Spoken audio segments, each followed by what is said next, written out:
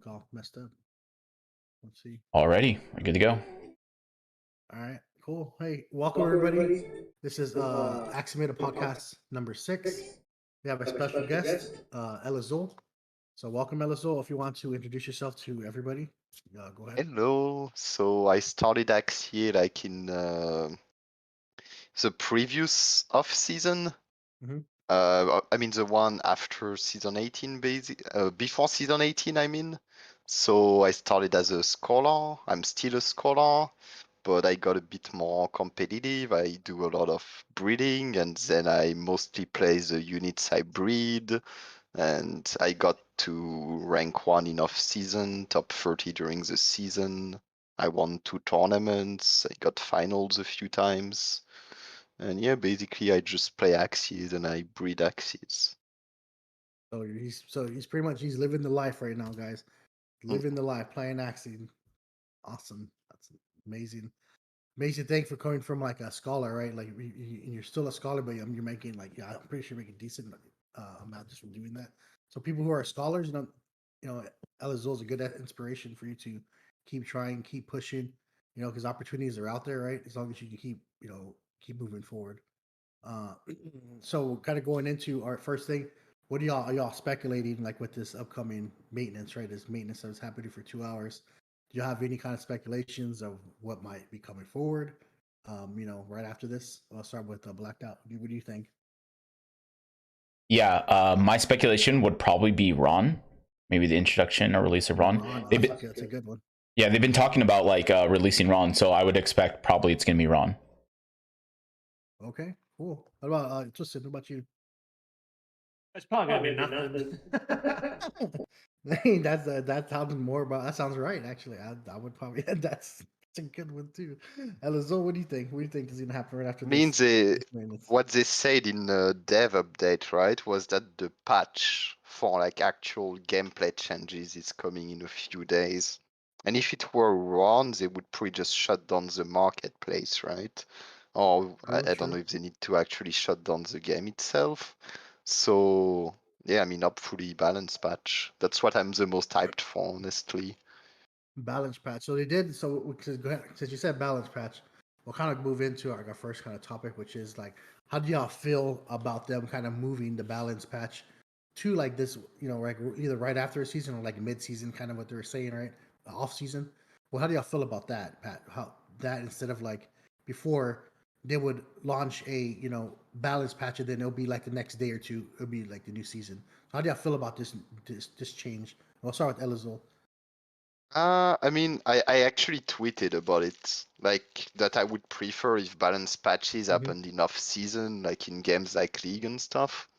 So Yeah. maybe it's because of me. Just saying. No, But but like like, what I would be actually think your like your reasoning behind it? I guess like is it good for you because seasons you're are a just breeder? too short. Okay, I got Like you. the seasons are too short, right? So you start Mhm. the season and you basically have like, because the season, how long was it supposed to start before they extended it? It was like less than a month, right? Yeah, I was like, I was like that. That's what I meant. So you have like, you can basically do 6 breeds. That's all you can do, right? I And see. I if see. by then you didn't get your good unit, then the prices drop in off season. It doesn't really sell anymore. So like there's not a lot of time for people to adapt. There's not a lot of time for people to breed. And basically it ends up that like at the end of the season, you have a few rare units that are still dominating, right? Like if they Yeah, didn't expand the season, clearly like the spam mech had like a huge advantage where it's like this broken unit and pretty much like no one had time to figure out counters or no one could really buy that without a big investment. So I think having like a bit more time to adapt to the changes will allow people to like breed more and make the game evolve a bit more.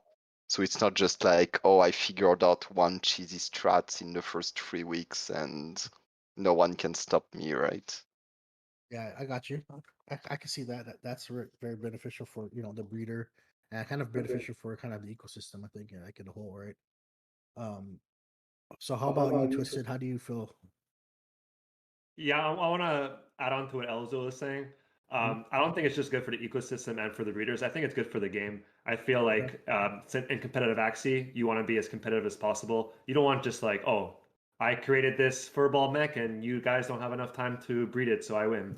It's all the information should be on the table, and once all the information is on the table, that's when the counters start coming out, and then there's like counters to counters, and like I feel like with a longer season or like maybe like a longer off season where they don't make the changes in the season, they make the change in the off season is a lot better for the game because it gives a lot more time for people to like come up with strategies and stuff, and then there's like more skill based rather than like more like, oh, I have more money than you, so like I can buy these units before you can even get your hands on them.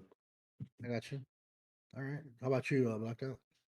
So one thing to, I guess, touch on and add to both of these comments from Elzo, what Elzo was saying, right? Spam brought out a comp in the mid season. He brought it up. It wasn't the beginning of the season. It was mid. It was like the last 2 weeks left in the season before the season got extended, which really I think kind of hurt him because the biggest thing that you have an advantage of is surprise. If you bring a surprise Axie that no one's ready for to the field and it does well, it's great. It's the same reason why Indez pushed up in the last couple of days to #1 spot. Not to take anything away from Indez, he's a great player. I mean, he is just a god at the game. But like at the same time, being able to just bring out a comp that no one's ready for or hasn't been prepared for or played or seen at all, very much gives you an advantage and means you can't counter the comp, right? We were already starting to see in the last week, when it was the last week, Spam's comp starting to get a bit of counters because he brought it out 2 weeks in advance. I think, and then on top of that, I do think it's a great idea to have it as an off-season thing and not just like the patches in the off-season, mid-off-season, because then as Elza was saying, speculation on breeding, being prepared to like what's going to come next, having like a good theory crafting and session before the season even happens, and to get yourself ready and start picking up Axies before this time. I think there's also another thing I forgot to say, but that they potentially mention is that they can maybe do balance changes. Like if something is too broken, right? Like you have this furball twin tail interaction, for example, in off season. That might be something that they could look at to like fix before the season. If they find out that it's too broken. So it might hurt a bit for the breeders because it's like, oh, there's a patch, but something might still change. But it doesn't would affect be the ladder, good for right? It the doesn't game. affect the season. I got you. Yeah, I can see that. I can see that because that, like the bone saw thing, right? Like that, like doing it during mid season really affected a lot of people. It affected like the ranks. It affected a bunch of things, right? Breeders. But doing it if it would have happened off season, then it wouldn't have affected people as much, right? Maybe not that many people would have been breeding it, or maybe the ranks wouldn't even matter, right? So I can see that. I can see that. And also the season extension, right, as well. Like that's like two different things that kind of hit bad this season, but like I think they're stepping in the right direction with their goals for the next. I think the season extension was fine. Like I think the longer season was fine, but obviously the fact that people didn't know kind of sucked for a few people. Yeah. That were really high. Yeah, it sucks that they did the change. Well, it wasn't like it was already set to be that long, right? It's going from, hey, we are 4 weeks and you're expecting to pull out like your nasty busted comp in the last week and trying to shoot for the top rank, and then all of a sudden there's 2 more weeks on top of the season that you're not like really prepared for. Yeah, I feel like for people who bought Axies like just before the announcement of it being longer could really get screwed, right? Because at the point they announced it, if you wanted to get top 1, it looked like the good play was to buy a bug team, right? Like there were a lot of bugs in the top 100 if you bought a perfect bug team, and at the end of the season, top 100, there were like what, 3 bug players maybe? Yeah, maybe there was not 5, very many. But it completely changed. Yeah, the meta completely shifted. So how do y'all feel about, what do y'all think the average length of a season should be? Like we'll be like Twisted, what do you think the average length of a season should be? I played other card games before. The average length of a season in other card games is 3 months. 3 months, and then Axies is what is Axies like? 40 days. It's like not even a month and a half. 40 days. Yeah, that's crazy. What about you, Elisa? What do you think the season length should be? I think it depends on the length of the season, but it should be pretty balanced, right? I don't think we should be spending most of our time in off season I because there's gotcha. just less motivation for people to play. It's less fun. Like you climb in the ranks and it's like, oh nice, I get longer queues and I play against the same 3 people. It's like I'm really happy about that, you know. But in the season, at least if you're high, even if it's not end of season, you're like, okay, I already have a IMMR, I can build up on that. If I have a bad day, I don't have to like climb back 500 because I'm already high. It's like it's more motivating to play during the season. People are more hyped. So I think we should have like if we have 1 month season, I'm fine with that, but then it should be max 1 month of season, right? Maybe like 2 weeks to wait a bit and then 2 weeks where we have the new patches and then a 1 month season. I think that would be fine for me. But yeah, either longer seasons or shorter off seasons would be the best, I think. Oh, and by the Okay, way, all right. Blackout, my name is Crypto Gladiator, and Crypto is Twisted. I'll roll with Twisted. I'm Twisted for the night, guys. I'll move it. Yeah, I mean it's so hard because like when you guys join, you know. But No Yeah, worries. yeah. It's all good. It's all good. Hopefully I sound better, guys. But hopefully my volume is good now. I turned up myself. Yeah, and to go what Elzo was saying before, I feel like the off season should be like very short, and then the season should be a lot longer. Also, I kind of feel like there should be more incentives to play like tournaments. I feel like there should be like I really hope they're working towards like world qualifiers or like national qualifiers where you can like play like a tournament once a month or once every couple of months that you can Yeah. prepare for and play through that rather than just like grinding all day long to play ladder. Like I had a Yeah. really bad experience on the ladder last season where like so many players like Not Plus One, Spam, like myself, we just like grinding countless hours. Like it's just so silly, right? Like it's not competitive. Yeah. That like first of all you're tired, you're frustrated, you can't even play your best, you're tilted, so you're like making mistakes. I feel like actually should maybe go any card game actually should be like less ladder focused because it's just like an RNG game with like a lot of variance, and then focus more on like tournaments for competitive play. All right. So kind of pushes into our next topic, which is the, you know, the esports that allocation that's kind of coming out, right? So Axie is, I think, sponsoring like 7,500 AXS for people who want to kind of create the esports scene. How do you feel about that? You think that's gonna help with the, you know, what you just talked about with the tournament scene that with Axie Affinity? Like, how do you think Twisted? Let's start with you. How do you think that's gonna help? I feel like it's a step in the right direction. Playing tournaments is like one of my most fun things to do when playing card games. You know, you get a group of friends, you try to figure out like good strategies. You're play testing all the time. You know you can test on the ladder, but it actually makes ladder play fun because you're like actually playing ladder for a reason, not just to grind. I Yeah. really like it. But I really do wish it's just not just like, oh, like let's play a tournament, you win 50xx, cool. I wanted like there to be like like a league or some kind of like motivation that when you like win a tournament, it's like you're getting something, not just like prize, like maybe like a step towards like an invitational tournament or you know just something along those lines. Okay. Cool. I got you. What about you, Elizo? How do you feel about the that allocation Yeah, of, you know, it's a bit weird esports? because I come from like the Heroes of the Storm scene, right, which is a Blizzard game, and Blizzard decided to like take care of all the tournaments themselves, basically. So it's like the opposite approach, where like Sky Mavis just lets pretty much anyone just do their tournaments. I think it Yeah. Yeah. has, it's good because it encourages like a lot of different tournaments. So like lots of formats, lots of different casters, and like basically you can choose what you play and what you watch. It's not like because like for example in Heroes of Storm, if you didn't like the casters and you didn't want to watch the main tournament, you didn't have anything else to watch, right? You were Yeah. pretty much stuck with one thing, so that can be good. But at the same time, you need the people who do tournaments to be like doing it well. You need people that have like experience, that do tournaments correctly, like whether it's like seeding, the casting, and everything like production wise. If people just use the money from Sky Mavis and don't put in their own money, what are they like really bringing? Like then Sky Mavis Yeah, no, like I can is get like just from us, right? Like with our tournaments, um, like we don't even make profit from our tournaments, right? We're just purely, just free roll for everybody.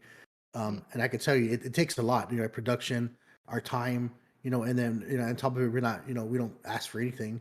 Mm, So this is kind of like what I guess would kind of help, us in the long in terms, right? Because mm, most of the stuff we're paying out of pocket with. So this would help a little bit, but like for us, it's I guess a step in the right direction, like what Twisted was saying. I think it's definitely a step in the right direction, and I want to see different stuff, right? Like I would hope that the Sky Mavis team can get more involved, just like you say, like Blizzard is getting more involved. Because I feel it needs more structure, right? Like it definitely needs more structure, and it needs to be like, hey, this is the frame of how we want the esports to be. It needs this, and this. These are the requirements, or else you can't host a tournament. Something like that that has kind of structure, not just like I an I average think person, they picks it didn't they up, right? kind of start doing that because they Yeah, I pretty think much announced some rules. Like I don't know, yeah, it was there's some before. rules. Yeah, there's some rules now that they started implementing because I think they realized that people were getting allocations for tournaments and they were really poor production, like really not well run, and they're trying to. I guess it looks like they're trying to clean it up, right? They want to clean it up, which is I think is a step in the right direction. What do you think, Blacked Out? Yeah, someone that's been around the esports scene for literally forever. I like this idea as well. I do kind of understand what Elzo was coming from. I like the kind of like league system where it's like there is a league that you're competing for, or like what Twisted said, a league that you're competing for. But at the same time, I do like the side tournaments, more like Counter Strike and like League of Legends have this as well, where there's a lot more smaller production value type tournaments as well as like the main tournament. But most of the I would say the thing for most of these games is they don't get the allocation. They don't have like you have to have a certain production value to even be able to even get like considered to be like one of their one of the streams that they'll sponsor. So most people don't step in the space for like I said like Han or something or Dota or League of Legends. Like you won't see extra casters or any other people casting it because there's no reward for it and there's no like allocation given to these guys unless you put out like that production. So I can understand where what is it where they're going with things, but it's definitely gonna be a long road, and it most likely will end up being in the end like they'll probably have a few actual good teams out there, and then the rest they'll just have to fund them, run themselves, like hire a team for that. Okay, cool. Uh, I guess we'll kind of go back a little bit when we are talking about kind of nerfs and buffs. What do y'all think is gonna? How do y'all feel about? I'm not say feel. I'm sorry. What do y'all think is gonna be nerfed and buffed? Like, what do y'all anticipating to be nerfed, and what do y'all anticipate to maybe be buffed? We'll start with Twisted on this one. So I think the biggest ones that have to be nerfed is the Twin Tail and Furball. They're just way too much damage. Do you Everyone's think? like, Do you think it should be the skill should be reworked, or do you think just the card number should be lowered? I mean, I'll leave that up to the professionals to deal with that. I don't like to think Yeah. about it too much. But it's just that like everyone's like playing cattail at the moment, and like every game feels the same. Like you go in there, the plan has cattail, you have furball, and you have twin tail. You like play your cards. You're like, please don't have cattail. They have cattail. They have a million cards. They don't have cattail. Their plan's dead. It's kind of it doesn't really feel great as a player. So I really hope they do change that. And for buffs, I would love to see a bunch of buffs. There's so many. I can go down and talk about 40 different cards that I think should be buffed. So I really hope they focus more on the buffs and less on the nerfs. Okay. What about you, Elzo?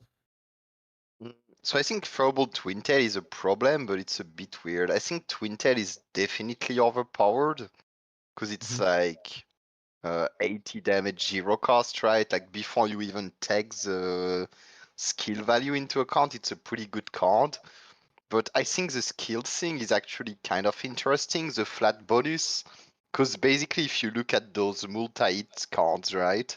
If they don't Yeah. do more damage than the other one, what's the point of playing them, right?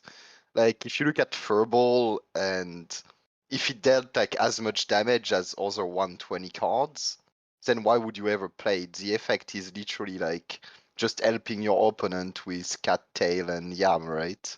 And Bumpy does much less damage. So I think they need to nerf like the damage. Like you shouldn't be able to do as much damage as that. But at the same time, I think it would be pretty interesting if there's some like positive side to Furball and Twin Tail. And then there's a few other cards that need to be nerfed, I think, like Parasite, Bone Sail, maybe Air Dagger. Like, I don't know what they plan to do with backdoors, because like the meta kind of devolved into everyone just playing backdoor and one-shotting you. So if you nerf Furball and Twin Tail, that removes like some backdoor one-shots. But then you might be into a meta where everyone's playing tanks if mechs are not as good and bugs. So that could be pretty boring. So yeah, it will be very interesting to see what they do because the game is very hard to balance. Ozo, what would you think about an anti-backdoor card? Like kind of like a Scarab, but like for backdoors. I mean, for now, the only anti-backdoor cards are like stuns and fears, right? Yeah. So what if you That can like stint yourself? You know Yeah, what I that's mean? basically what I'm thinking about. Yeah, oh, you cannot be if there's an Axie in front of you, you cannot be targeted this turn. yeah, you stint yourself so they're like, nobody wants to jump back down. I don't know if they'll add any cards before Well, they don't have to add. They can V3. just change the effect of like Tadpole, for example. You know, like oh, you cannot be backdoor this turn. Hmm. Yeah. Or they can rework like ant, right? Like ant's nothing. So it's like, hey, you ant yourself, and just rework like the damage and the shield. I think it could be interesting, but would it really fix the issue? Like, would people actually play this card? And like, it's still very situational, right? Because you still have to predict the backdoor. It's like I've played against people that have cards to shield around my backdoor, but if I round 1 or round 2 one-shot them, it's like, it doesn't really matter, right? Maybe they can make a card that if you get backdoored, you get like a huge like positive effect. You know, kind of like a cattail. Like when you get hit by a beast card, draw a card. Well, maybe if you get backdoored, you get like a huge shield or something. I mean, they could put taunts into the game, like basically like Egg Bomb, but as a tank card. I think it could be an interesting Oh, like a mechanic. taunt. Yeah, taunts would be interesting. Yeah, I would like to see that. There's basically only one taunt in the game, but it's on the squishiest class. What So is if it? there was a What's- way, for example, to taunt the next round on tanks, I think it could be interesting. What's the taunt? There's a taunt now. You said Yeah, egg bomb. Egg Bomb. egg bomb. Okay, yeah. But the problem Okay, is you yeah. can't play it on slow Axies, right? So Yeah, it's yeah. very fun. It has a lot of outplay potential, but Hmm. at the same time, it's like you're forced to play a bird basically. So it's not a card that you can just fit in every team. They say they just need But like a taunt for like a plant card. yeah.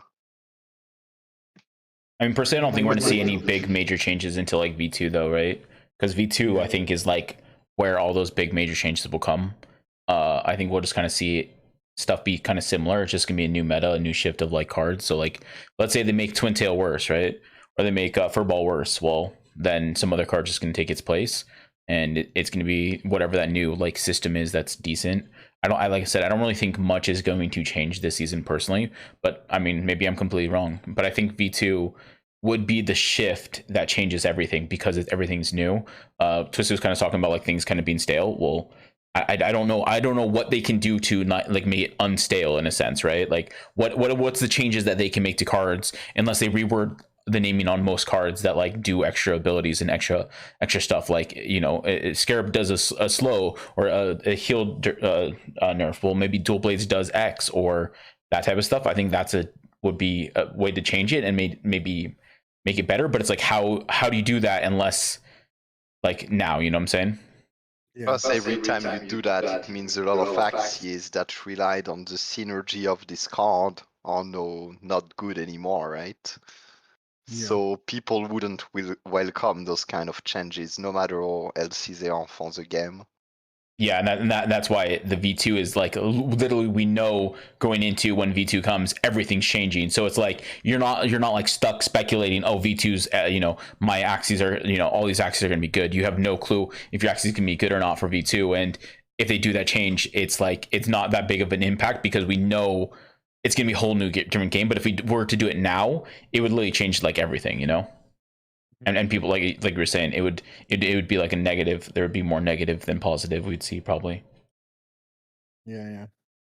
So right now, what do y'all think is y'all's favorite like synergy cards? Like 2 cards that play together that are really work really well. Like me used to be like Bonesaw Bumpy, right? Something like that. We'll start with Black Dad on this one. What do you think of your 2 Wait, what was the question again? Sorry. really well? What are the 2 cards that kind of synergize really well together combo wise that's your favorite? Just an example, Bumpy Bonesaw. Okay. Back in the day. Well, this is a very easy question to answer. You have an enemy, and then you have an enemy. So there's my answer. So because I mean, if you combo an enemy with another, and if you have it on one Axie, you get a heal for 100. So as long as I play in an enemy, I get a heal for 100. So I'd say that's pretty powerful. I like that. No, no. I mean, to be more honest, I would say something that probably combos with Nemo. Like any type of Nemo combo or like an acro combo is pretty cool. Like a 0 cost acro, so like hero acro is pretty cool. I'd say that's probably like my favorite combo, really. All right, how about you, Tristan? Favorite combo? Yeah. You know what? Like I played so many card games in my life. Like I don't really think about that kind of stuff. I'm more of just like, give me what's good. That's my favorite. So right now, I guess what's the best? I guess Purple Twin Tail. double furball, double twin tail. I guess is my favorite combo. All right. So this is something that I just thought of in my head. How do y'all feel something like Bumpy Wall Gecko? You think that will count or something? Sounds a bit too casual for me. I don't know. You're killing last night with that Wall Gecko. Dude, I've actually never played with Wall Gecko before. Man, I literally played double Wall Gecko with like 200 health. The guy 4 cards moved with an Aqua, and I was still living. I was like, whoa, this card's broken. Yeah, I bought a Bumpy Bonesail Kotaro Wall Gecko Axie before the Bumpy Bonesail nerf. Oh my goodness. How was that? How did that thing tank? It was off the Rim video, right? It was off that video. Like you're like, oh, I want to get the Beast Reptile Plant combo, and you went with that. Yeah, Blackthought was like, you can just buy any cheap reptile. I was like, okay, let's get a Bumpy Bonesail. That should work for hell. And like I made it with a double steel beast. So basically you can't save energy and you have to one-shot a Bumpy Bonesail Wall Gecko Axie. That's annoying. Wow. That was a fun team. Oh my goodness. All right. That's an interesting team. All right, so we'll kind of move on and kind of go into, so what do y'all think of like a speculation of like kind of like land gameplay, right? How do y'all think that's going to like affect like the meta, since the latter kind of goes into PvP, right? And now kind of land gameplay is going to kind of move over into more of a PvE kind of, scenario with like the chimeras, kind of like eventually in the future they're going to do like, your fight of your resources amongst other players. So how do y'all feel like, kind of going into like gameplay that's going to affect the meta? You think the cards that are not important are going to be super important, and vice versa? I'll start with like we'll do Elzo. What do you think of that, Elzo? It didn't do much research into land and stuff. So, but yeah, imagine like some Axies will be good into, because like everyone will be able to develop their own game, right? So I could like just make a game where Silent Whisper Axies are very good. And then if my game is very popular, people might actually buy Silent Whisper Axies to play my game, I guess. So pretty people might like have different teams for different games and so on. Yeah. And like, yeah, I don't know exactly what other parts. Like, I'm not super interested in the PV stuff, but yeah, if like that's what earns a lot, people are going to be buying Axis for it, right? So All right. the meta is probably going to change a lot. What about you, Black Dot? How do you feel about LAN gameplay and everything? I mean, I'm definitely excited for LAN gameplay. I think it's going to be something that's cool. The SDK, I wish it would come out sooner. But I think the SDK is going to be something that's far off. Like I think LAN gameplay to start off, it's going to be kind of more like a resource gathering, crafting station type of like game. It's where like you can fight boss like chimeras and get blueprints to build like battle stations and other stuff like that. And maybe something else will be like added in like as a bonus for that. From a research of land, yeah, so the way it works is there's like you have like where you own your land plot, you have like you can no one else can steal your resources on your land plot for 24 hours. After 24 hours other people can like go on and get your resources, but you need to have like a pickaxe or like and like a hatchet to be able to like chop trees or like mine. And then also traveling across land is going to take a long time to go across land. So if someone's going to have like a station set up, like a little booth that like sells you stuff along the road, you're probably going to want to stop at the person's station and buy like maybe hatchets from them or like pickaxes from them, because they have a bunch of hatchets and pickaxes stacked up for you to buy. So I think that's gonna be pretty cool. And then also, yeah, I think LAN gameplay is going to have a completely different meta. It's going to be more like, okay, let's go fight this Chimera boss. Okay, what Silent Whisper Axie or what Strawberry Axie plus Nemo plus whatever. Like, can we stun? How do we stun the boss multiple times? Okay, all of our Axies need Tiny Turtle plus Silent Whisper. All our Axies need Nemo plus blah blah blah, so they can have energy gain or that type of stuff. So I think so. So you're saying that's gonna pretty much open the floor for like breeders to probably go into PvE, right? Is that what you're saying? I think there's always a room for breeders. I just think the room for breeders is a lot less. It's way more competitive than it ever has been, and it's very like you have to be ahead of the game. And then also it's like trying to figure out what's the new next Axie. When right now it's kind of like we have a certain set of skills and do like because really the only way an Axie becomes new is if we break down and we put like 4 cards in it. Like let's say if you talk about the disable sword, right? A disable sword is literally a green thorn from a reptile. It is a hot butt from a plant. It has a kestrel from a bird, and then a tiny turtle from a reptile again. Like I think those are the only style of Axies that are really going to have like value in like a breeding sense. Maybe for LAN gameplay at first we'll probably see some value to like new bred Axies for that, because I think no one's really breeding the strawberry shortcakes. No one's really breeding the silent whispers. No one's breeding the tiny turtle silent whisper like Nemo guys, right?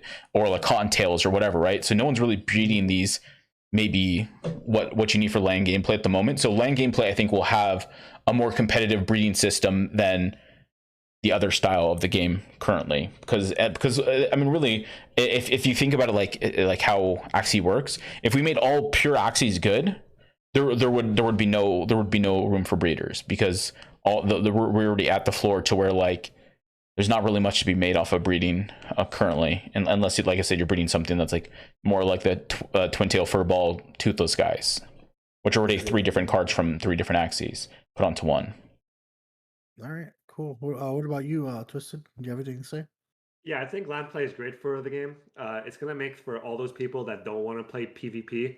They have a different way to play Axie, and they don't have to like go into the adventure. I feel like Axie is a very like strategy focused game, and not everyone's into that. Where the LAN gameplay is going to be like a lot more casual, laid back. You can just read, talk to your friends, just chill and play. I think it's great for the game because even when you breed those quote unquote bad Axies, they might actually have a lot of value in like other modes. So I'm really excited for like the metaverse that the Axie has in mind with creating different Axies for like different mini games. So I overall I think that LAN gameplay is amazing for the game, and I'm pretty excited for it to come out.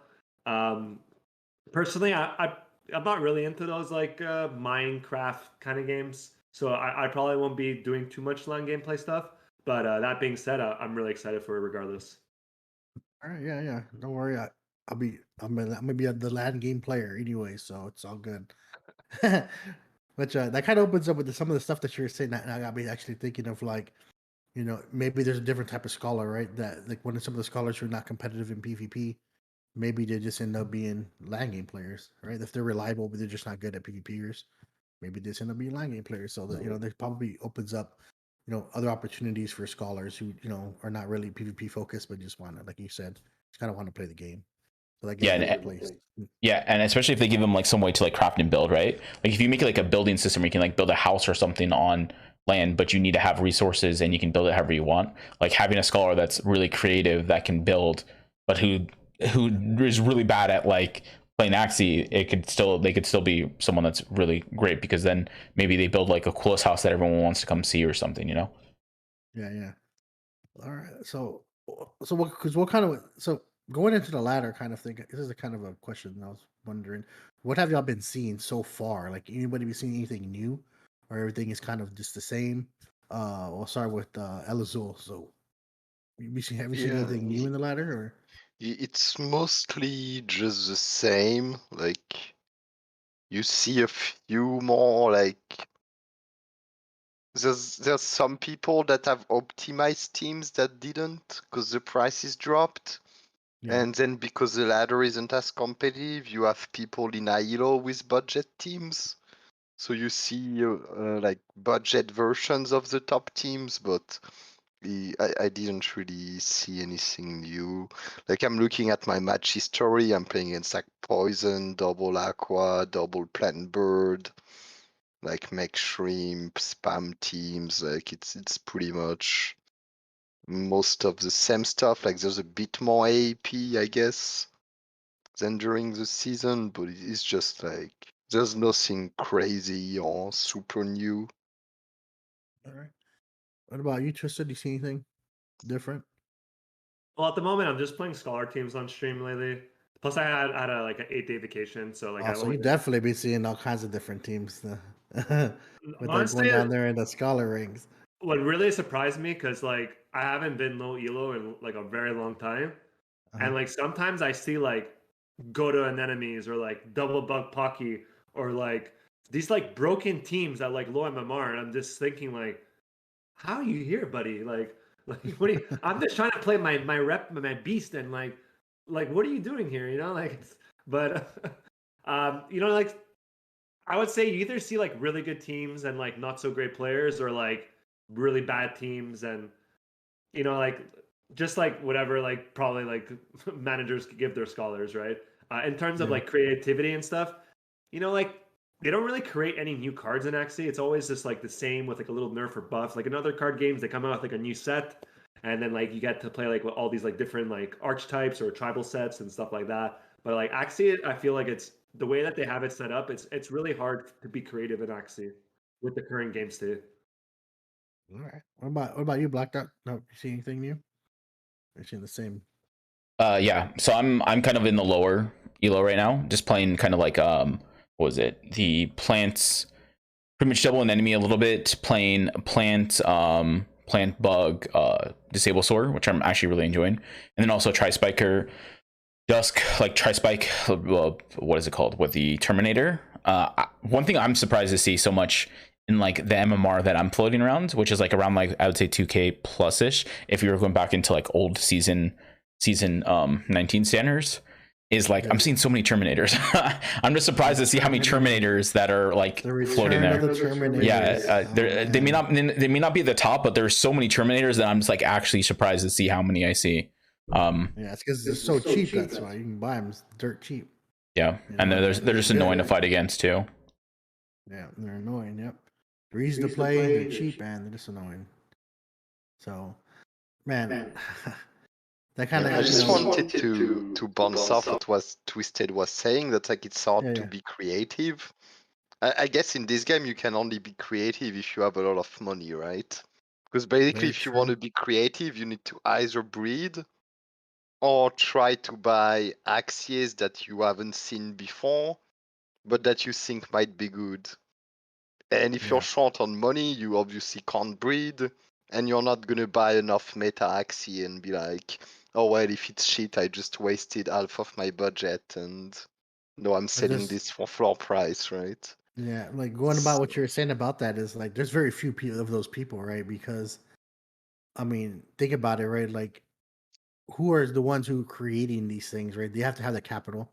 They got to know exactly what they're building and if it's even good to even begin doing it, you know. And then they still got to take that risk, right? Like they got to take that risk. And there's very, very few people that are going to be doing that or taking that risk to create something new, something. That's also why the meta is limited, right? Because like I usually think of a lot of Axies Like, for example, I play against something and I'm like, oh, this card combo is broken, or I'm like, this card is OP, what could I build with it?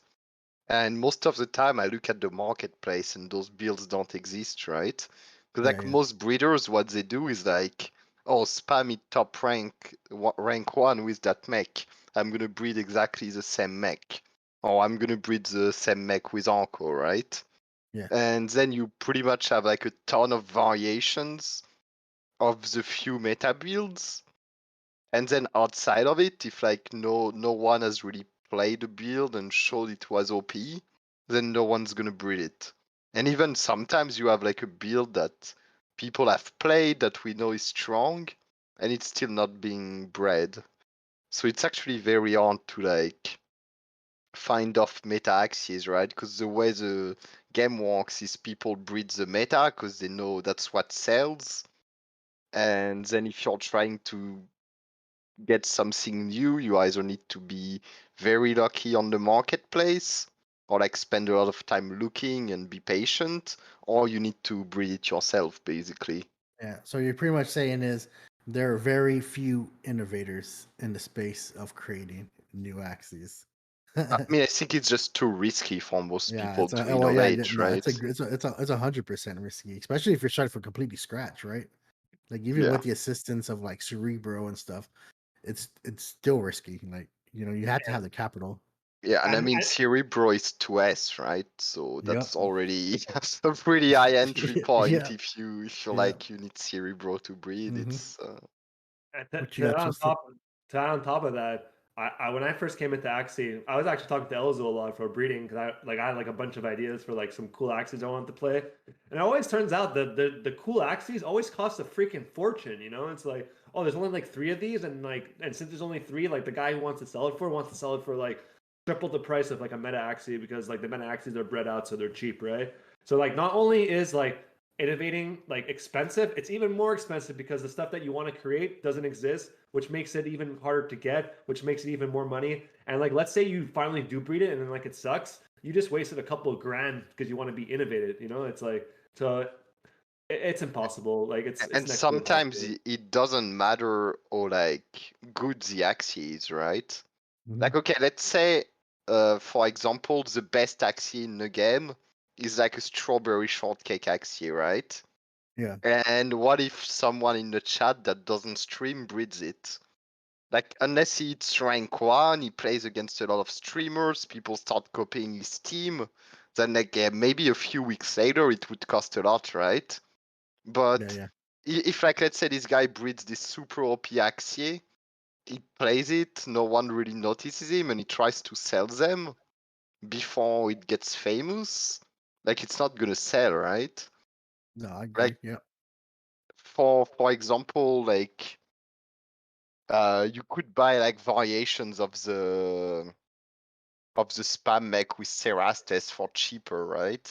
And then some people like Kai Station and some people started playing it with like max HP and they did very well. So it became known that it was good. But at the start, you bred a Cerastes Axie because you thought it was better.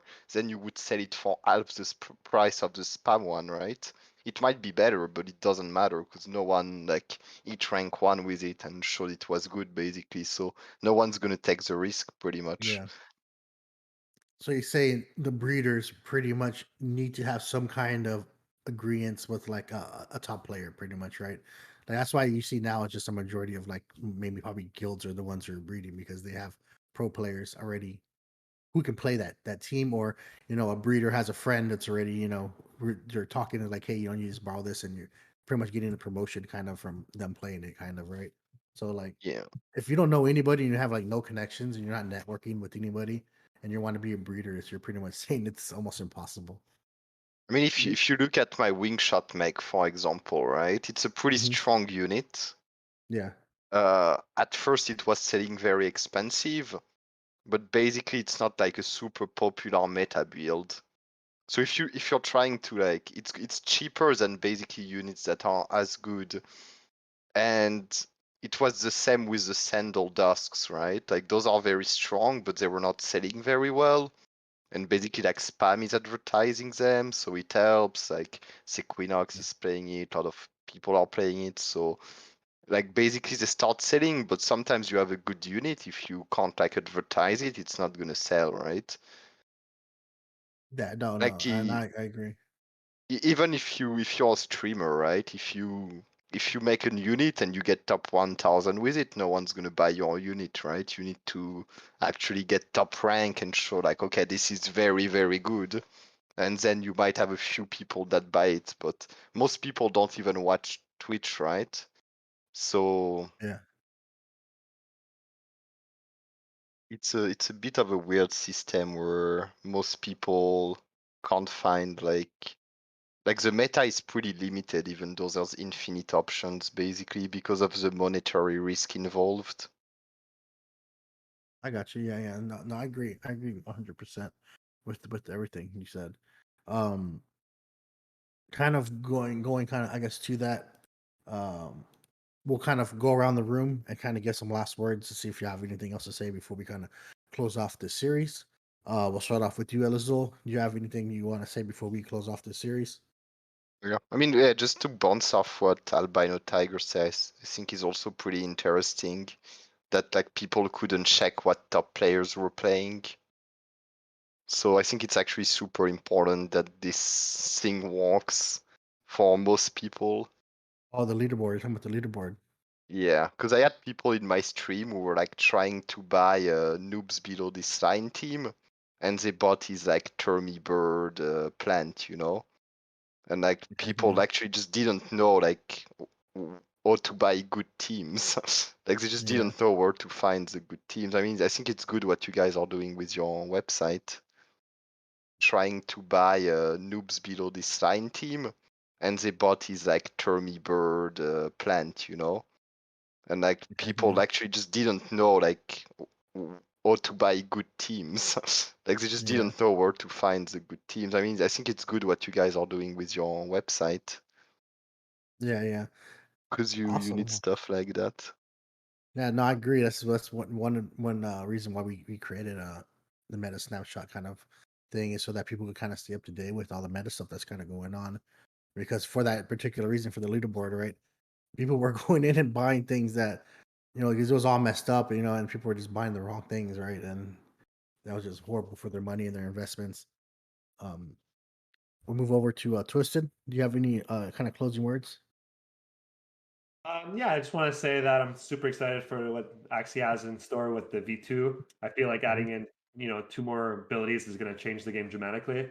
And, I think everyone's just aching for something, novelty pretty much.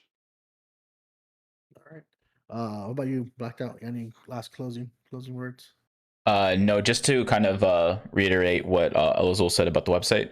Yeah, that's the whole reason we kind of went with the website, was to give a place for people to kind of know what comps and what teams are like really were meta, and give them an opportunity to be able to see it. Like, hey, if you come to this website, you'll be able to see what people are playing and what's like hot at the current moment. So it's kind of like what our goal was for that there. Anything else to close with? I'm just kind of hopeful that something will come out with these the maintenance in the next 2 hours. Maybe they'll bring out like a patch notes or something, which would be really cool. So we have like something to look at. I don't really know. Other than that, yep, Ron could be coming. All right. Thank you everybody for stopping by. We're gonna host somebody, so Blacked Out. If you want to find somebody to host. Sure, let's Thanks get for that going. inviting me, guys. Let's host Bryson. Yes, but Azul, thank you so much for All showing right, up. let's host Bryson. We appreciate you coming by. We love hanging out with you. We love talking to you. So, thank you. And yeah, we're gonna close with this raid. Close with the raid. I should probably do socials. There's our socials, right? So socials, guys, as our Twitter, Discord, our YouTube, and their website. If you're interested. Okay, apparently we can't raid. It's not letting me raid him, so we're gonna close with a raid to someone else. Do small, something small. Do Big Gabby. The dude is in our tournament. He plays in our tournament, I think. Is he streaming? What's his name? Yeah. Yeah, Big Gabby is online. Yeah. Big Gabby. Can you give me the thing for them? Big Gabby. Yeah. I guess I'll go to the ending soon screen because I don't have the normal ending soon screen, so we'll go to the tournament ending soon screen. Guys, we're closing out now, so I'm just gonna go to the tournament ending soon screen.